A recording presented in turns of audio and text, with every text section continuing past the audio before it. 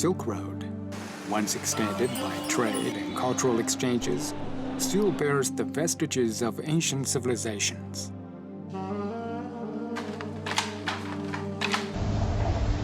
The travelers are no longer hindered by sandstorms, but they still need wisdom and courage to navigate.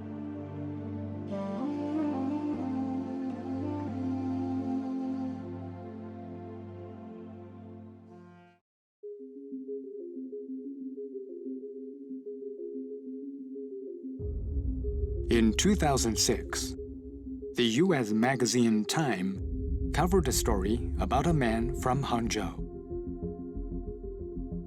China makes the most, but no longer the best silk. Here's one man's quest to recover this nation's past glory. This man is Fei Jianming. Back then, Fei Jianming was in his early 50s. At the bank of Qiantang River in Hangzhou, he was running a company named High Fashion China Company Limited, the largest silk exporting company both in China and the world. However, the Time magazine report deflated his pride. The report basically says that China makes the most but no longer the best silk. That comment was a snarky reminder. We should produce more than raw materials and half-finished goods. We need to develop end products and build our own brands. In the 21st century, the global market demands higher quality silk products. Fei Jianming realized that China is lacking in technology. At High Fashion China Corporation Limited, I started to prioritize quality. The board decided to recruit an Italian team, a team of 8 printing and dyeing experts.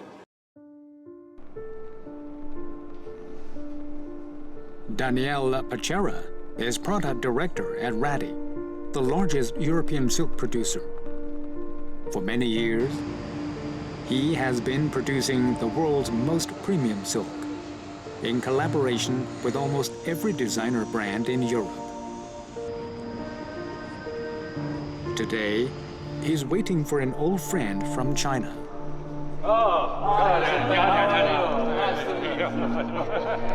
10 years ago, Daniele Pacera and 7 other top-notch Italian professionals arrived in Hangzhou to help Chinese silk producers improve their technology and management.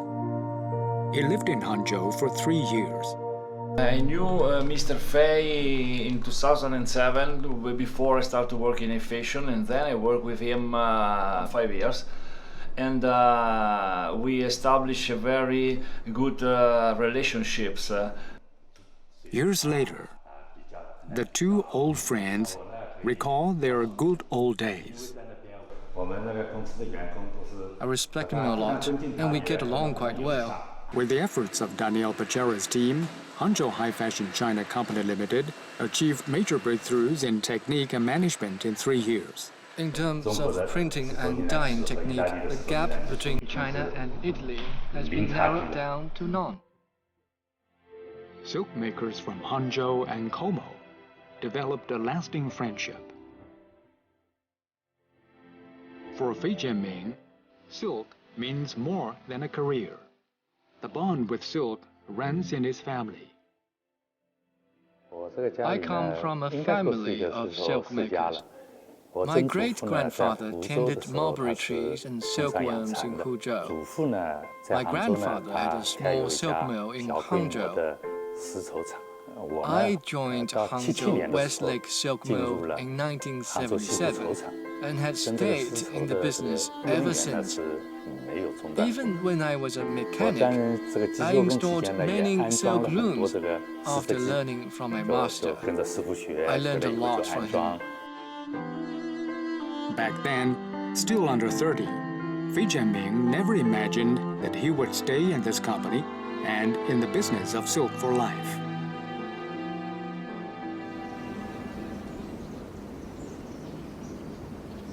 sometime between the 1970s and the 1980s. On the other end of Hangzhou, another young man started his silk career as a student.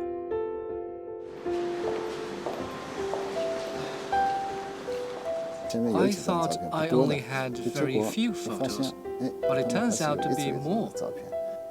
Look, this one is cute. Everyone in this picture had a grade, and I had 59 marks or so.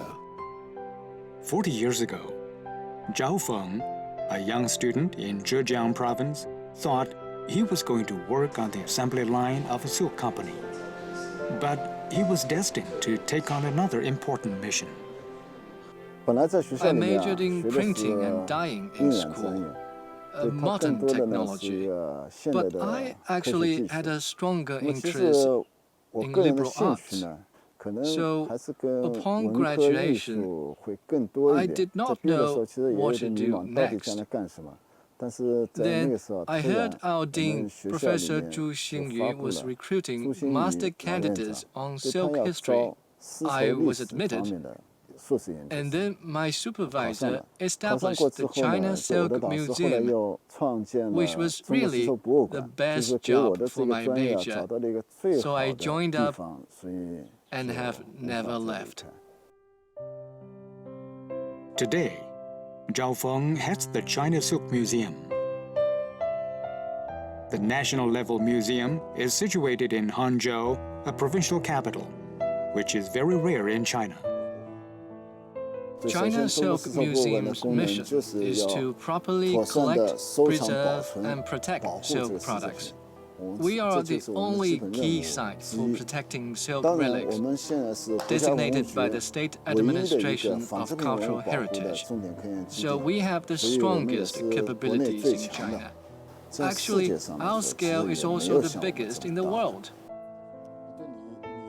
Ancient silk culture is an inexhaustible treasure for Zhao Feng. In recent years, after reviewing the previous literature, Zhao Feng found his pet project in silk civilization studies, the looms of the world. There are two essential technologies in the history of silk. One is sericulture, another is the loom. There are the two key points for ancient silk technologies. The study of looms is the study of science and technology and the wisdom of the ancients. In late spring 2018, after meticulous preparations, China Silk Museum was about to host its exhibition on the looms of the world, magic and math in looms. Let's welcome one of this exhibition's organizers, Mr. Zhao Feng, to give us a speech. Magic and math in looms. The magic is in the working of the looms, and the math lies in the weaving procedures. This grand event invited traditional hand-weaving artists, inheritors, and scholars from around the world. A quiet European old couple attracted much attention. They represent traditional Indonesian silk techniques, but they are not local handicraft makers, nor did they have any academic backgrounds.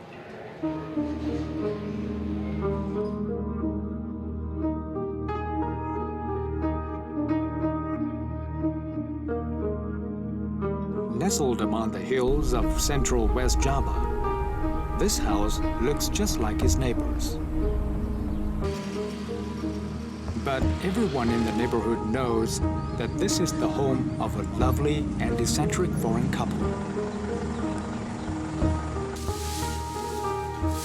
They are from Switzerland, Bernhard Barth and Erika Barth.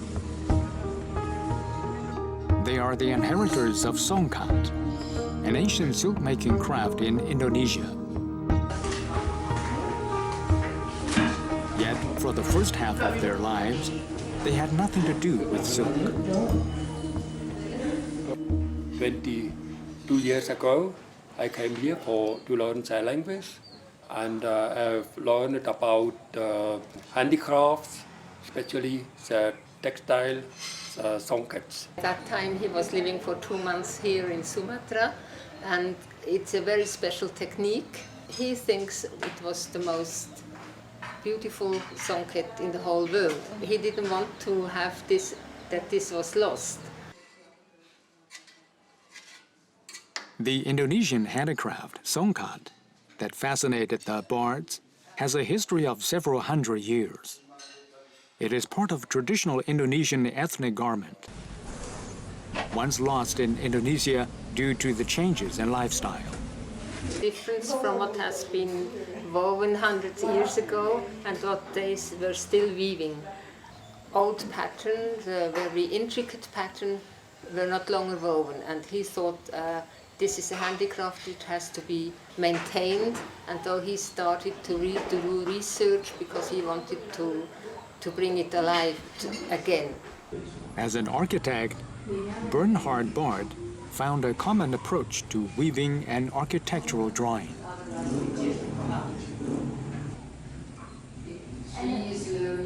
This is a unique method in the world's history of silk weaving. When he looks at something, at the machine or at the loom, and then he knows how it works. He is not really designing a pattern right from the beginning. He has some kind of traditional pattern and he translates this to a cloth. He's an architect, he knows how to draw. The Bards have been trying to revive traditional weaving in West Java for years, but they have attracted little local attention, and their project was still financed by their own pensions from Switzerland.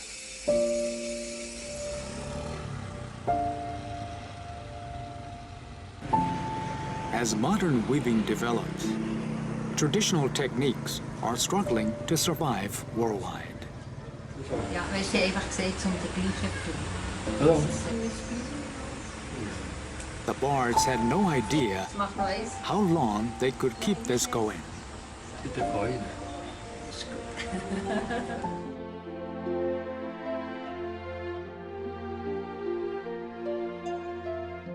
But this summer, they got an invitation from China.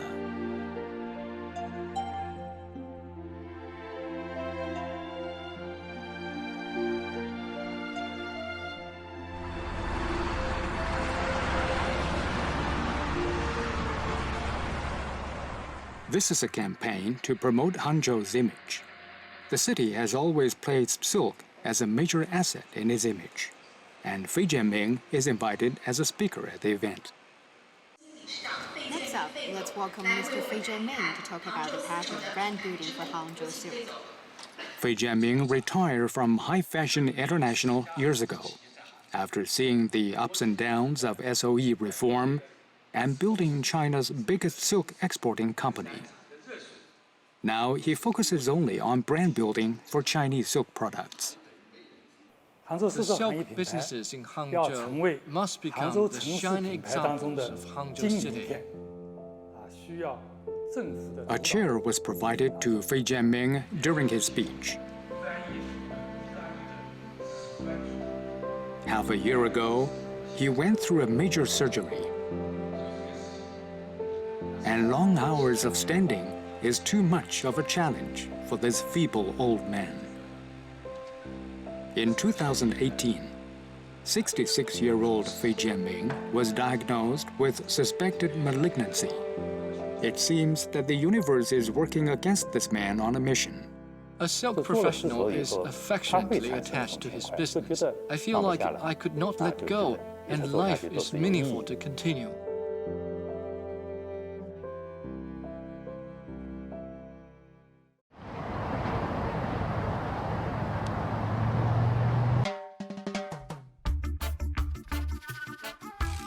Three years ago, the retired entrepreneur redefined his identity as the Secretary General of International Silk Union.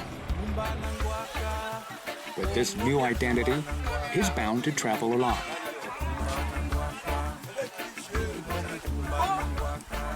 The International Silk Union has members from almost every continent, except for Africa.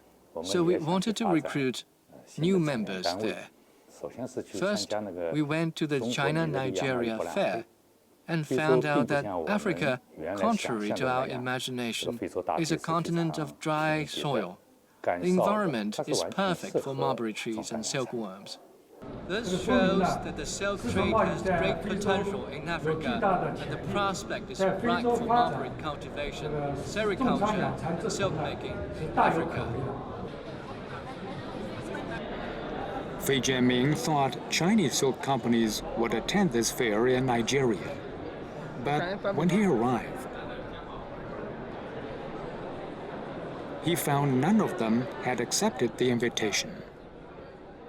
This material is perfect for suits, bright, and such rich varieties. Africa is indeed an unfamiliar market for Chinese silk companies. As we planned our trip, we thought many silk companies would come as well. In the end, not a single one had come. It was a pity. But we do have some fabric and embroidery companies at the fair, and they received quite a lot of clients for business discussion and prospective cooperation. We also brought some authentic silk clothes, and African girls love them. And we can see silk is clearly very popular here. This is also a good trial for our venture into the African market. This is going to help us in the future, and obviously a journey well made. The bumpy African journey did not dampen Fei Jianming's wish to develop the International Silk Union. His goals are beyond the aspirations of a silk entrepreneur. He has laid his eyes on the broader horizon. With rapid communication and transportation, the silk industries of different countries are interconnected in the world market. And every silk professional is facing diverse competition and cooperation.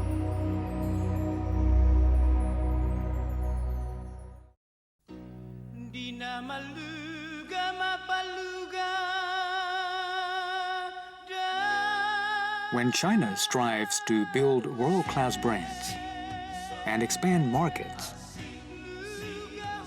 many countries are studying the Chinese experience and taking their first steps in the silk industry.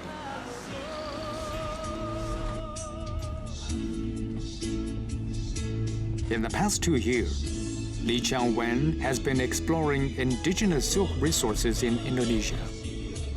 I am the fourth generation in a family of overseas Chinese. My job at this company is to oversee the sericulture business. From sericulture to weaving and embroidery, the Indonesians have introduced silk industry from China and preserved this industry for several centuries. However, the scatter producers lack the opportunity for development and funds for consolidation. As far as we know, no Indonesian company has the capacity to handle everything from mulberry cultivation to sericulture and silk making. No one is big enough to handle the whole industrial chain.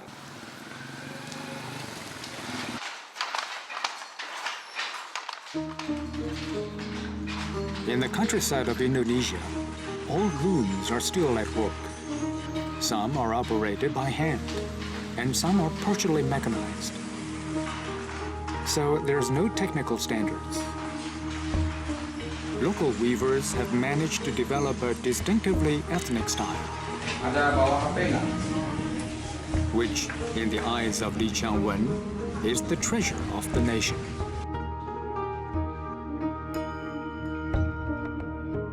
Today, Li Qiangwen is visiting a very famous silk-themed industrial and landscape park in Indonesia, which covers businesses in sericulture, reeling, weaving, embroidery, and handicraft.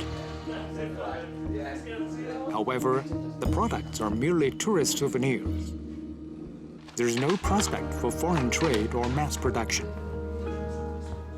Li Qiangwen is one of the few Indonesian overseas Chinese who could speak fluent Mandarin, and that is why his company assigned him to develop silk business. The Indonesians wanted to learn from China's silk industry. We hope Chinese silk companies would come to Indonesia to work with and invest in our company. They could share technologies and enhance cooperation on silk between China and Indonesia.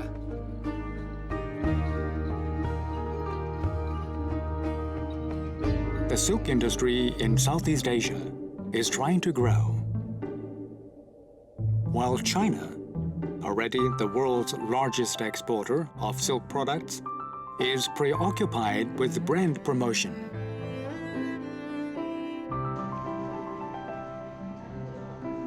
Wang Pengcheng, a young man born in the 1980s, is responsible for building the image of a Hangzhou silk brand, Jinglun-tang. Generally speaking, the silk industry caters to the older population with more traditional tastes. We think Chinese culture can have modern and diverse forms of expressions. We try not to define it, but rather express it in alternative forms. Every year, this young team comes up with new ideas for promotion among international customers. Let's see whether we can work with this kind of tuck. This tuck. 那么去年我们做大匠无形这么一个主题，其实是用一些艺术装置的方式来表现我们这个品牌对于产品细节的一种执着。今年我们的主题是昆曲，现场也可以看到用很多的竹子，还有用纸来表达。那其实我们是用纸这种意象来表达昆曲，既脆弱又坚强。Today, crossover is a popular word in China. And inhibited by conventional mindsets, young Chinese silk professionals express their ideas in more dynamic and diverse ways.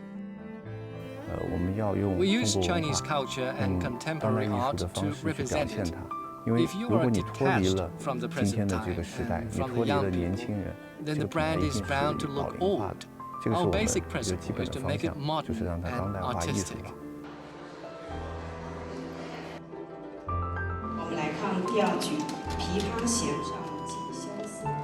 Since ancient times, the exchanges of silk culture between the East and the West were conducted in many ways, including trade, art, and cultural communication. The silk industry and culture never knew any boundary. Today's young people, in their crossover, has found innovative ways to bring back the ancient silk civilization.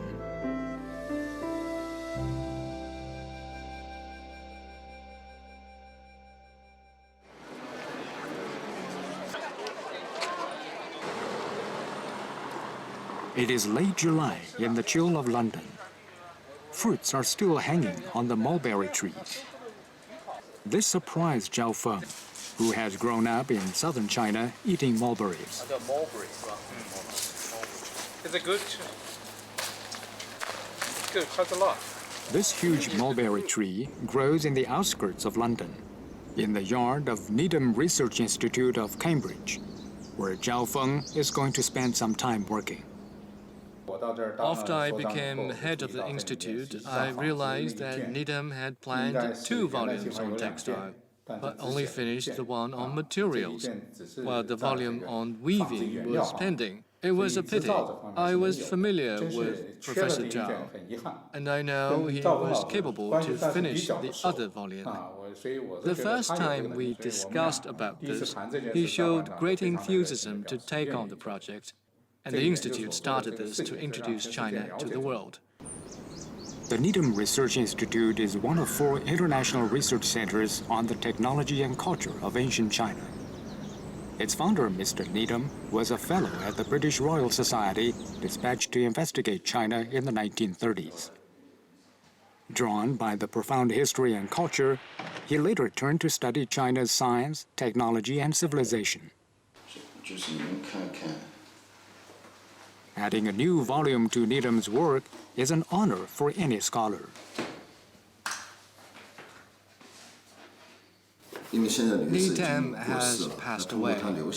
I'm tracing his thoughts through the records and notes he left behind. If we are ever going to complete this project and finish what Li Tam started, we still need to do a lot of work. This project will take at least 10 years. 10 years of planning, 10-year project.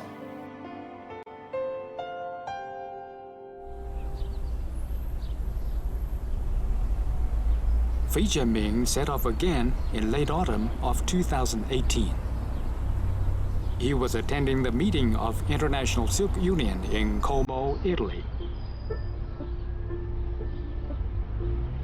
With 80 entrepreneurs, experts, and scholars from 17 countries, he is going to discuss the modern development plan for the maritime Silk Road.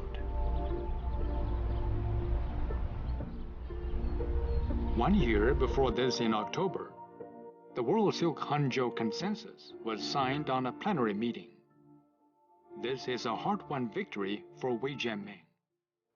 The Secretariat of International Silk Union was based in France, but due to a lack of funds and staff, the work had been stalled for years.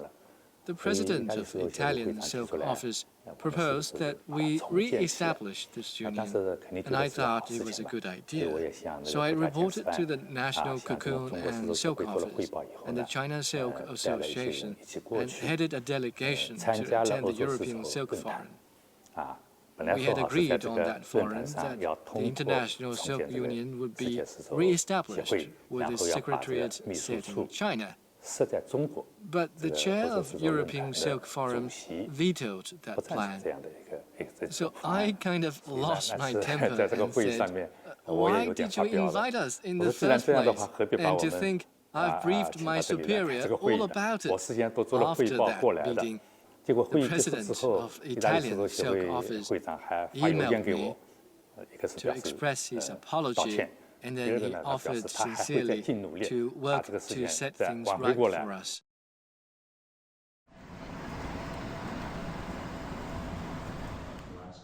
Giuseppe Bianchi is the former president of Italian Silk Office. It is with this support that the union set the secretariat in Hangzhou, China. Bianchi is familiar with silk history and the culture of both the East and the West, and he values cooperation with Chinese silk industry.